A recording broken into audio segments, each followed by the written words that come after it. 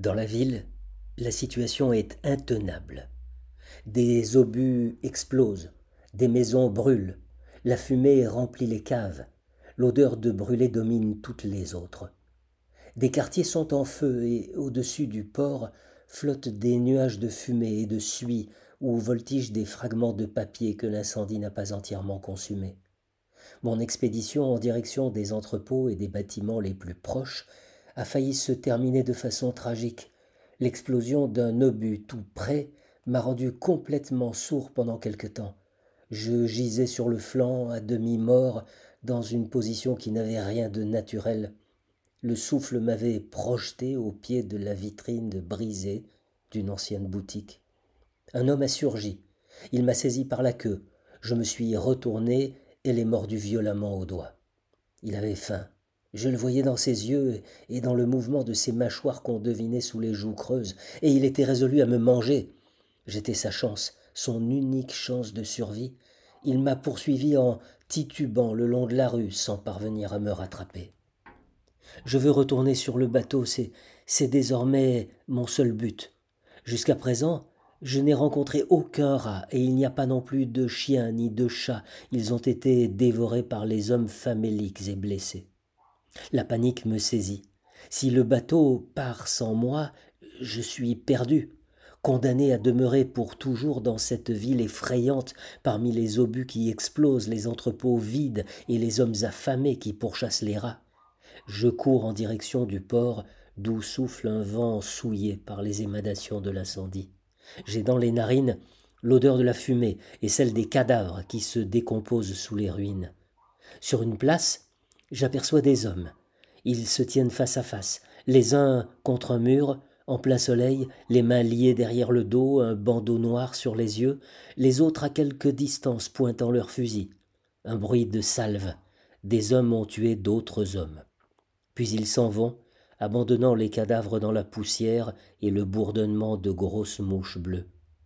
Assoiffé, je m'approche prudemment du ruisseau de sang qui s'écoule. Je bois. De l'autre bout de la place surgit un vieux rat au ventre foncé, vert olive. C'est une femelle. Après avoir jeté un coup d'œil apeuré alentour, elle s'approche des corps qui gisent au sol.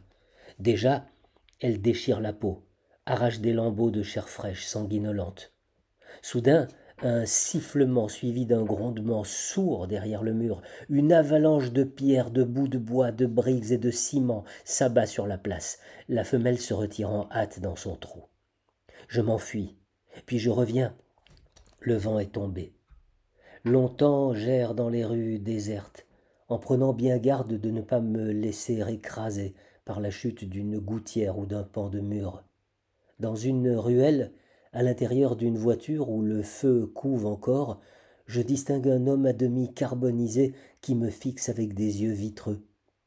Non loin de là, les canons ont commencé à tirer. J'atteins le port juste avant la tombée de la nuit. Mon bateau est toujours amarré au quai, mais je constate avec effroi que l'échelle de coupée a été levée. Elle est suspendue là-haut, hors d'atteinte. Impuissant, je cours le long de la coque, cherchant une voie d'accès, un moyen d'entrée, n'importe lequel. Ça y est, j'ai trouvé. Les lourdes amarres reliant les hauts bordages du navire, qui se détachent sur le ciel sombre, aux bites de granit plantées dans le quai. Les câbles se tendent et se relâchent tour à tour en grinçant doucement sous l'action des flots qui tentent en vain d'entraîner le bâtiment, de l'éloigner du rivage. Je grimpe sur une borne de granit et de là, je saute sur le câble au diamètre plus large que mon corps. J'enroule ma queue autour, en faisant bien attention de ne pas perdre l'équilibre, et je commence à progresser sur cette passerelle improvisée qui monte légèrement. En bas, au-dessous de moi, je vois la surface noire de l'eau, et j'entends le clapotis des poissons qui bondissent pour gober les insectes volant au ras des vagues. Si je tombe, je me noierai, ou alors je serai dévoré par les poissons avides. La mare frémit, les vibrations s'accentuent. Je plante mes griffes dans les fibres d'acier qui courent en spirale et je me colle de toute la largeur de mon ventre contre le câble de plus en plus abrupt. Me voilà à mi-chemin. Mais c'est justement là que les vibrations sont les plus dangereuses. et l'effet des tensions et des relâchements le plus sensible. Un instant, je suis sur le point de perdre l'équilibre et de tomber à la mer. J'avance lentement, d'autant plus que le câble grimpe presque à la perpendiculaire. Déjà me parviennent des voix d'hommes sur le pont. La silhouette noire du navire grandit au fur et à mesure que je me rapproche, pour remplir finalement tout mon champ de vision. Je monte toujours, en m'aidant de mes dents et de ma queue, j'enlace le câble avec mes pattes, sans me préoccuper des aiguilles d'acier coupantes qui blessent mon ventre. J'y suis presque. Un oiseau nocturne passe tout près. Il rôde un moment autour de moi, je m'immobilise. Je suis une proie facile, sans défense. L'oiseau s'éloigne. Je bande mes muscles, mes griffes dérapent sur le métal, un instant encore et mon museau touchera la surface froide du bord.